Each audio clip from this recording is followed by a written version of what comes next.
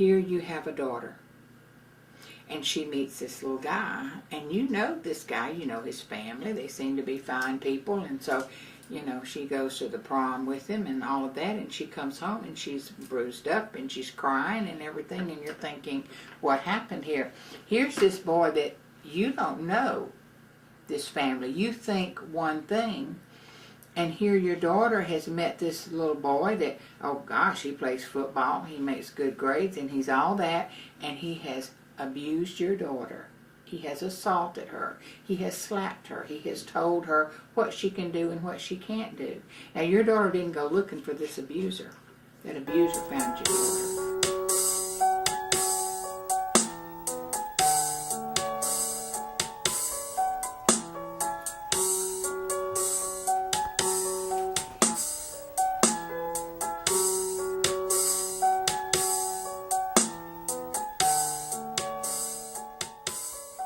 And he broke into her home in the middle of the night, stabbed her 13 times, and left. This was Monday, November 6, 1978. In the state of Louisiana, the parish of St. Martin, the charges were as follows: aggravated assault with a deadly weapon. The defendant was present in court, arraigned, and pleaded guilty to the charge against him. He waived delays and asked for immediate sentence. The court sentenced the defendant to pay a fine of $25 and court costs, or to serve 5 days in the parish jail. However, it was suspended, the mandatory jail sentence, and he placed the defendant on unsupervised probation under the usual condition of probation. You do get to that point where you have taken and you've taken and you've taken until it's like, you know what, it doesn't matter anymore. So, and that's not a good place to be. And he broke into her home in the middle of the night, stabbed her 13 times, and left for their children to wake up in the morning and find their mother. And Mary Beth had a restraining order against him. She was a wonderful young woman.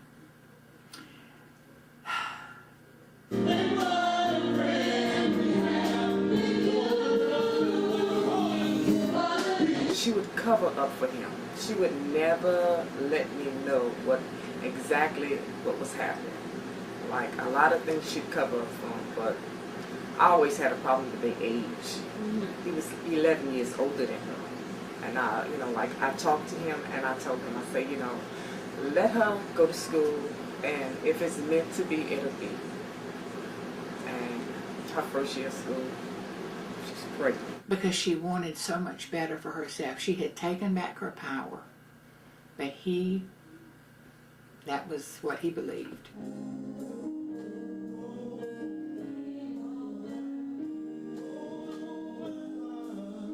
In domestic violence relationships, it's about power and control. So the batterer uses violence and abusive behaviors to maintain power and control over their victim. They all use different methods of violence or abuse, but it's basically to gain the same outcome, which is to maintain control of their victim. Because that's not love. When men, try and be so possessive, it's not love at all. It's insecurity on their part, I see now. But I'd seen some abuse with my parents too, so again, I didn't really know. Looking back on it now, I was around this with my mother, so I thought it was normal for a man to do some of that. I thought that was a way of love. Because I know I'm a victim of a family like that. Kids see what they see and think they can emulate the father. Young girls think that that's how a married couple or a couple is supposed to act, supposed to, continue fighting, yelling, throwing things, cursing. They think that's how it's supposed to be, when really it's not. You have that control, and then when you lose that control, it's gonna kill. She could say, "Oh, Mama, you say such crazy things. He won't do that." I said, "Yes, he will. If they lose that control, there's nothing you can do." That's pretty much what an abuser is a bully. because we have seen that a man will stand there toe to toe and beat a woman, but the minute a man who's not afraid to confront this man, it's a whole different side. He can't do it, or he won't do it. Because you never know what day you're going to get hit. And a lot of people will say, well, maybe because he was drunk or he had a bad day at work, but it doesn't have to be any of those things. And even if it was any one of the above, you should still not have to suffer the hand of that person. Also, people believe that in domestic violence situations that the victim is to blame for the abuse or to blame for being abused because they stay with the batterer, and that can't be further from the truth. The batterer is always responsible for the violence. When my daughter got between us and I got stabbed instead of her, but he missed her by inches, that night I left and never looked back.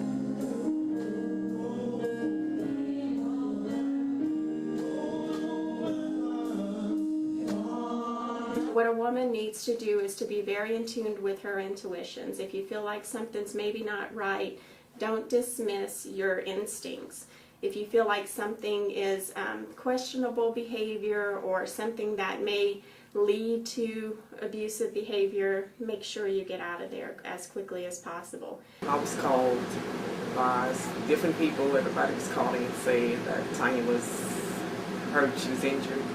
They didn't state she was dead, but her mother had an intuition. Like, I was like, what could possibly have happened? So we drove to Lake Charles. Come to find out she was in that house, she was in that apartment, and she was deceased.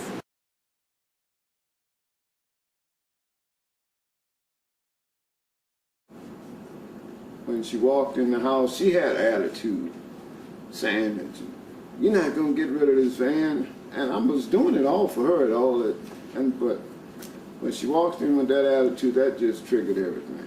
And I said, I know, I can't get rid of the van. She said, the van is in my name. I said, that's not the only car that's been in just your name, okay? And I lost it. I grabbed her by her hair and I took her in every room in that house. And every time I got in that room, I hit upside her head and said, who paid for this room? It's what they believe, it's how they were taught, what they believe, that I am the king of this place. This is my home. I'm the king of this castle, and my wife or my girlfriend or whatever and my children are my possession.